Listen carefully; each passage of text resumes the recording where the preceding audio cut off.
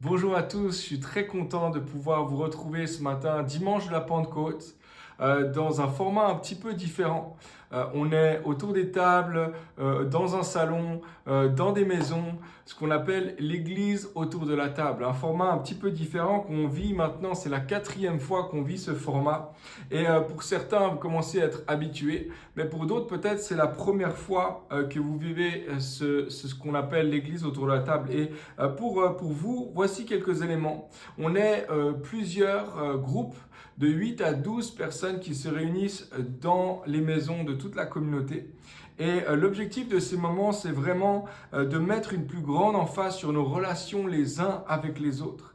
De nous rappeler que l'Église, c'est bien plus qu'un rendez-vous chaque semaine le dimanche. C'est bien plus qu'un rassemblement de personnes qui croient à peu près la même chose. C'est bien plus évidemment qu'un bâtiment. L'Église, c'est toi, c'est moi, c'est nous ensemble. C'est une communauté. L'Église, on est appelé à faire partie du peuple de Dieu, les rachetés de Dieu, le corps de Christ, une famille dans laquelle chacun d'entre nous sommes appelés à être intégrés comme des frères et des sœurs. Donc, quoi de mieux que de terminer notre série, notre thématique sur la koinonia, la communion fraternelle, en vivant l'Église autour de la table.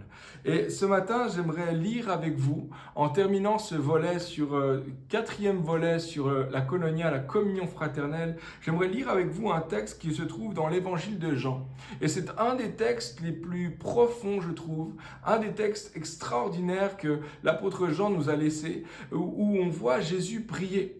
Et on le voit prier pour quelque chose de très particulier. Il est dans la dernière prière, il a prié probablement des dizaines de fois pour ses disciples, mais là c'est l'ultime prière. Et il prie pour ses disciples pour quelque chose de très particulier. Une prière très profonde et très significative. Martin Luther disait que cette prière révèle le fond de l'âme de Jésus. Le fond de l'âme de Jésus. Alors, dans ce texte qu'on va lire, c'est un extrait de cette prière qui se trouve dans l'évangile de Jean, chapitre 17. Et puis, on va lire un extrait à partir du verset 20 et les versets suivants. Et il est dit ceci. Ce n'est pas seulement pour eux que je te prie, donc ce n'est pas seulement pour mes disciples qui sont là que je prie. C'est aussi pour ceux qui croiront en moi grâce à leurs paroles. Je te demande qu'ils soient un, comme toi, Père, tu es en moi, et comme moi je suis en toi, qu'ils soient un en nous, pour que le monde croie et que c'est toi qui m'as envoyé. Je leur ai donné la gloire que tu m'as donnée, afin qu'ils soient un comme toi et moi, nous sommes un. Moi en eux, et toi en moi, qu'ils soient parfaitement un, et qu'ainsi le monde puisse reconnaître que c'est toi qui m'as envoyé et que tu les aimes comme tu m'aimes. Amen. Les amis, cette prière est puissante, elle révèle l'importance que Jésus donnait à l'unité, à la communion entre les disciples les uns avec les autres. Et c'est frappant parce que Jésus aurait pu prier pour 1000 autres sujets. Il aurait pu prier pour leur foi. Il aurait pu prier pour leur vie, leur éthique ou leur croyance. Il aurait pu prier pour leur vie de prière, pour leur compréhension de la parole. Il aurait pu prier pour leur témoignage ou pour leur mission. Mais Jésus choisit de prier, la dernière prière qu'il prie pour ses disciples, c'est pour l'unité entre eux et l'unité avec ceux et celles qui vont croire par leur parole. Et non seulement il prie pour ceux qui ont marché avec lui pendant 3 ans, mais il prie pour nous. Il prie pour tous les disciples jusqu'à nous aujourd'hui. Alors incontestablement, pour Jésus, l'unité entre les croyants est fondamentale. Et elle fait partie de l'ultime prière que Jésus a pour ses disciples. Et maintenant, il ne parle pas d'une unité quelconque. Il ne parle pas d'une unité lambda ou superficielle. Jésus prie en prenant le modèle et le standard de la relation qu'il y a entre le Père et le Fils. Quelque chose. Il est dit au verset 21, il dit « Je te demande qu'ils soient tous un, comme moi, comme toi, Père, tu es en moi, et comme moi, je suis en toi, qu'ils soient un en nous. » Et plus tard, il va dire qu'ils soient parfaitement un. Alors, on est d'accord, la prière de Jésus est plutôt intense. Le modèle est plutôt élevé, n'est-ce pas? À ce stade, j'aimerais marquer ici une petite pause, prendre quelques instants, on va mettre pause dans les maisons et juste réfléchir ensemble, prendre quelques instants pour réfléchir ensemble à cette notion, à une question. Et voici la question que j'aimerais vous laisser alors que vous mettrez pause et que vous prendrez le temps de discuter. Pourquoi est-ce que l'unité entre les disciples semble si importante au cœur de Jésus? Pourquoi est-ce que c'est si fondamental pour le cœur de Jésus? On se retrouve tout à l'heure.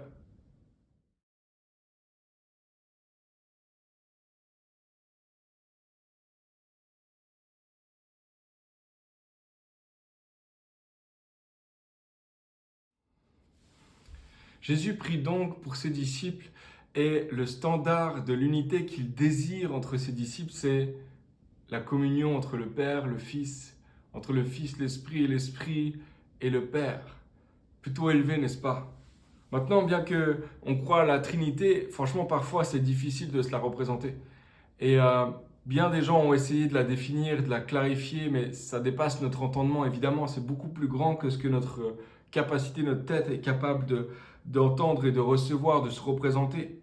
Nous savons que nous avons un seul Dieu, Dieu unique, mais qu'il y a trois personnes de la Trinité, Dieu le Père, Dieu le Fils et Dieu le Saint-Esprit. Ils sont complètement un, pourtant ils sont distincts les uns des autres, ils sont différents les uns des autres. Il est Dieu le Créateur, il est Dieu le Rédempteur, il est Dieu le Consolateur, il est un, trois personnes. Il est la Trinité divine. Il ne s'agit pas d'un Dieu qui met parfois un masque de Père, parfois un masque de Fils, parfois un masque d'Esprit. Il est Dieu un, mais il est trois personnes. Et parfois, c'est vrai, on a de la difficulté à se le représenter, mais il y a un moment très significatif où on voit réellement les trois personnes en même temps. Je ne sais pas si vous vous rappelez ce moment où Jésus va se faire baptiser. Il est dans l'eau, il sort de l'eau et au moment où il sort de l'eau, le ciel s'ouvre. Il y a une voix qui se fait entendre du ciel et qui dit « Celui-ci est mon fils bien-aimé en qui je mets toute mon approbation, toute mon affection ». Et au même moment, il y a l'Esprit qui descend sur Jésus sous la forme d'une colombe. Alors, dans la même scène, dans le même tableau, il y a le Père qui parle, il y a le Fils qui sort, qui se fait baptiser, et il y a l'Esprit qui descend sur le Fils. Trois personnes, un seul Dieu, trois personnes. Des fois, c'est difficile de nous le représenter. Mais c'est vrai, ça dépasse notre entendement, notre capacité. Mais il y a deux choses marquantes pour moi que je voudrais souligner ici. La première, c'est que Dieu existe depuis toujours et pour toujours dans une relation profonde. Il est une communauté, une communion divine, une communion éternelle, la koinonia glorieuse.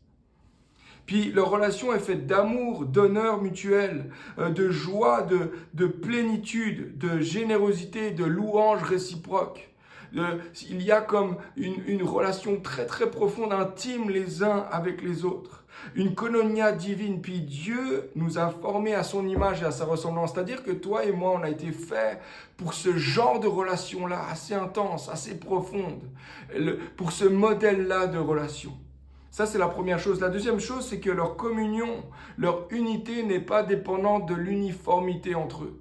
Ils ne sont pas pareils. Chaque membre de la Trinité est parfaitement en communion les uns avec les autres, mais parfaitement différents les uns des autres. Le Fils n'est pas le Père. Le Fils n'est pas l'Esprit. L'Esprit n'est pas le Père. Ils ne sont pas pareils. Ils sont différents les uns des autres. Pourtant, ils sont unis dans une koinonia divine.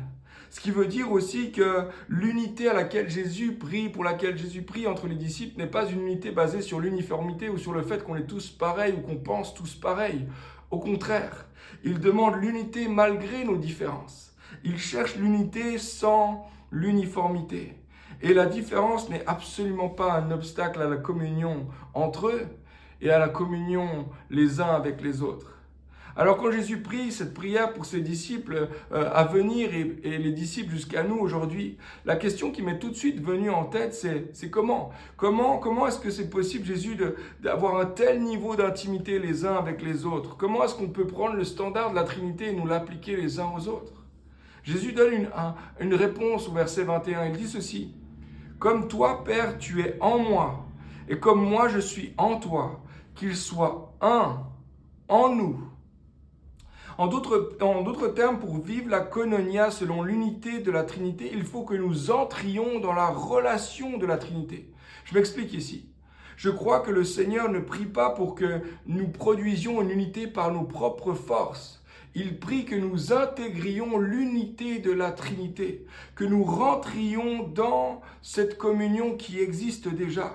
Je crois que le Seigneur nous invite en réalité à entrer dans la communion divine et éternelle de la Trinité qui existe depuis toujours et qui ne dépend pas de nos forces, qui dépend de la dynamique, du mouvement d'amour qu'il y a entre eux depuis toujours et pour toujours.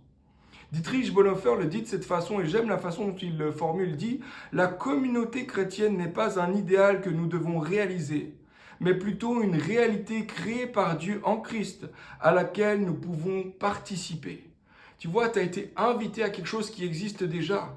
Nous n'avons pas besoin de produire par nous-mêmes la communion les uns avec les autres. Nous sommes invités à intégrer la communion qui existe déjà entre le Père, le Fils et le Saint-Esprit, et alors naîtra la communion les uns avec les autres. J'aimerais à nouveau faire une petite pause ici et vous donner le temps de réfléchir, de souffler aussi, puis de réfléchir ensemble à cette notion-là. Et de réfléchir à l'idée que nous sommes invités à participer à la relation de la Trinité, à une communion extraordinaire, la koinonia divine. Et la question est la suivante. Quelles sont les implications de ce que Dietrich Bonhoeffer a écrit? Et je vous relis la phrase. La communauté chrétienne n'est pas un idéal que nous devons réaliser, mais plutôt une réalité créée par Dieu, en Christ, à laquelle nous pouvons participer.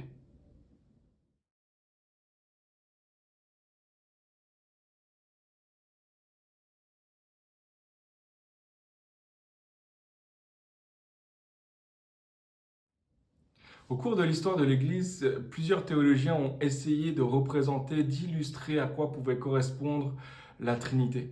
Et une des tentatives, ça a été celle de la danse.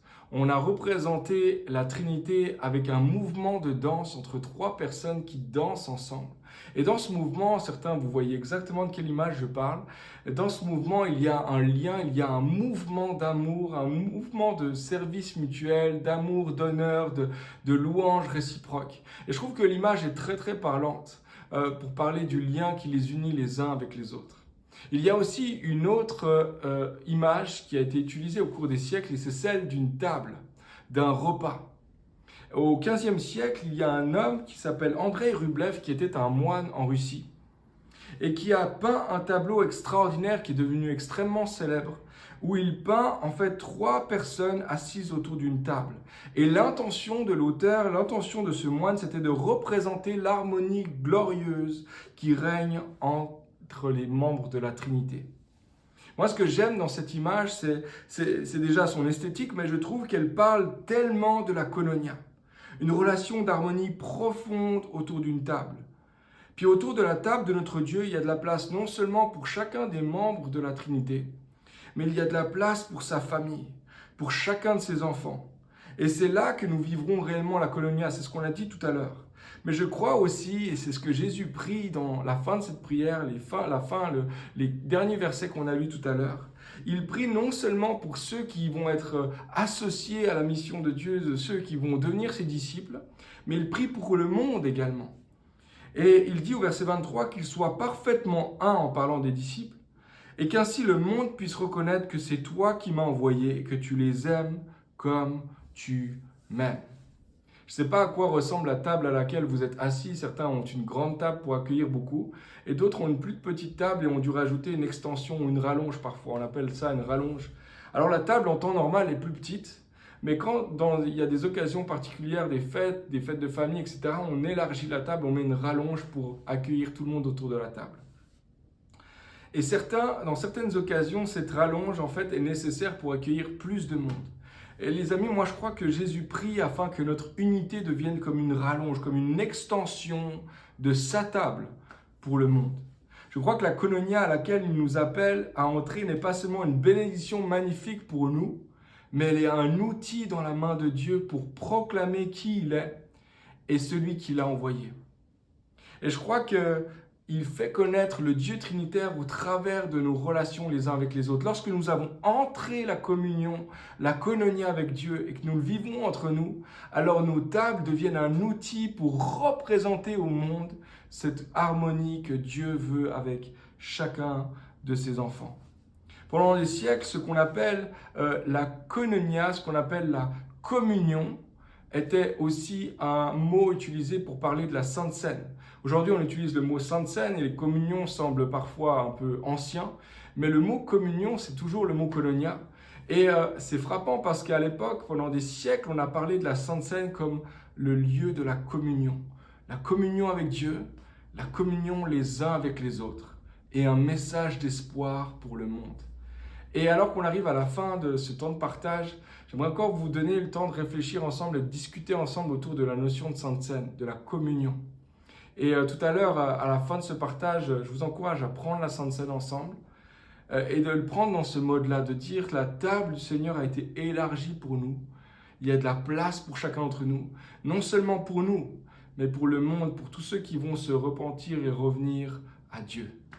Alors, ma question est la suivante. En quoi est-ce que notre communion est un témoignage pour le monde et une invitation à la table de Dieu ?